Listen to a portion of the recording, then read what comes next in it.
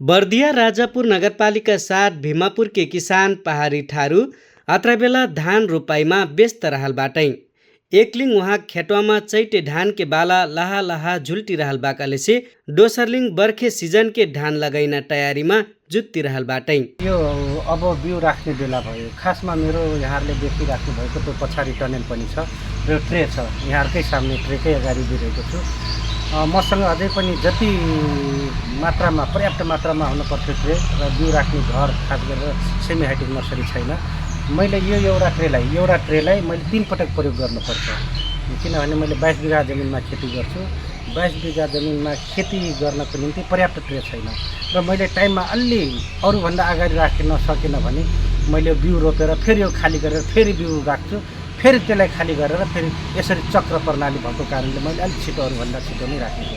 पहाडी ठारू अपने फेर मुक्टा कमैया हुइटै, तर राजापुर क्षेत्रमा वहाँ खिन सफल कृषक के रूप में नाई चिन्ना शायद कमै हुई ही।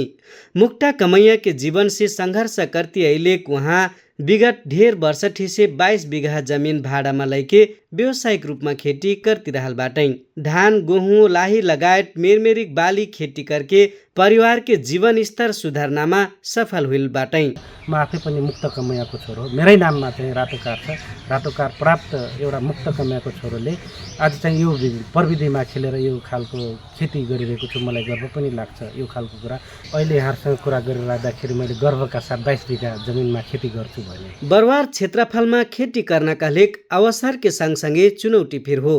मौसम के अनिश्चितता, हावाहुरी, खडेरी, बाढी तथा रोग कीड़ा के जोखिमले उत्पादनमा असर पारट। उहे से वहाँ मौसम सम्बन्धी जानकारी केहिन कतिको महत्व धर्थै त भयंकर ठुलो चिन्ता हो। चिन्ता मात्र होइन, ठुलो चिन्ता। किनभने अन्य पेसामा मलाई लाग्छ आज घाटा भयो भने भोलि पर्सि या 15 दिनपछि या 1 महिनापछि रिकभर गर्ने कुरामा सोच्न सकिन्छ। तर कृषि या खेती प्रणाली यस्तो चिज हो, एक पटकलाई हामी यदि यसको नोक्सान भयो भने 1 वर्ष नै कुर्नुपर्छ।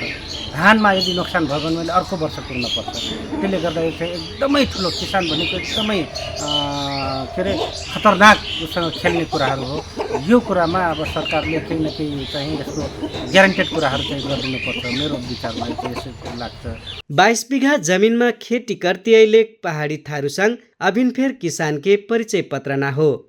किसान के लाग आवश्यक सिंचाई सुविधा, समय में मल बीउ की उपलब्धता हो, उत्पादित कृषि उपज की उचित मूल्य सुनिश्चित करना राज्य से प्राप्त पहल नाइ हुइलेक वहाँ गुनासो पोख्ठै। कृषक भनेर यो मिडियामा चिनाइराख्नु भएको छ, तर मसँग कृषक भन्ने कुनै पहिचान छैन, अहिले पनि छैन। म हजुरलाई भन्न चाहन्छु, मलाई यहाँले खेती गरेको देखेकै भरमा मैले एउटा किसान हुन सकुला, तर कहीँ गएर म चाहिँ फलानु यस्तो किसान भनेर भन्यो भने कसैले नपत्याउन नि सक्छ। किनभने मसँग त्यो पहिचान छैन। किसानको एउटा पहिचान हुन जरुरी छ।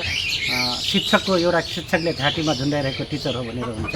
एउटा कुनै कार्यालयमा गर्ने कार्यालयका मान्छेहरूले त्यो घाँटीमा झुन्डाइरहेको एउटा आइडीले त्यसको परिचय हुन सक्छ, तर किसानको कुनै परिचय छैन यो देशमा। त्यो परिचय हुन जरुरी छ। मैले यहाँहरूबाट त्यो कुरा गर्न चाहे। हाम्रो देश कृषि प्रधान देश, तर कृषि प्रधान देशमा कृषकहरूसँग जमिन छैन। जुन अघि मैले भने यो देशमा जसले खेती गर्छ उसँग जमिन छैन। जसको नाममा जमिन छ उहाँहरूले खेती गर्नु हुँदैन। र नेपाल सरकारको कृषि मन्त्रालय अन्तर्गत कृषि विभाग, कृषि कार्यहरूले एउटा मापदण्ड गरेको छ। मापदण्ड के छ भने यो जातको धान प्रति बिघा यति, यो हेक्टरमा यति उत्पादन हुन्छ। त्योभन्दा कम यदि मौसमको कारणले, प्राकृतिक कारणले कम भयो भने सरकारले त्यो कुरामा विस्तृत गरिदिनु पर्थ्यो, हैन। किसानकै कमजोरीले हो भने त्यसमा कुनै पनि उ छैन। तर मौसमकै कारणले या प्राकृतिक कारणले त्यो खालको भयो भने त्यसको चाहिँ जिम्मेदार एउटा स्थानीय सरकार मार्फत अब प्रदेश हो कि केन्द्र त्यो हुनु पर्थ्यो। तर त्यो खालको केही पनि छैन सरसमेत। त्यसले गर्दा किसानले यो ठेक्न र मर्नु बाहेकको विकल्प हुँदैन जस्तो छ, मलाई चाहिँ लाग्छ। विगत ढेर वर्ष से 22 बीघा जमीन भाड़ा में लैके खेती करती अहिलेक पहाडी थारू अब यी क्षेत्र के सफल कृषक के रूप में परिचित बाटै। कृषि केहन पेशा किलना की भविष्य निर्माण के आधार बनैलेक पहाडी ठारू के कथा मेहनत, संघर्ष हो आत्मनिर्भरता के प्रेरणादायी उदाहरण बनल बा। अनुज थारू, गुरबाब एफएम, बाँसकरी, बर्दिया।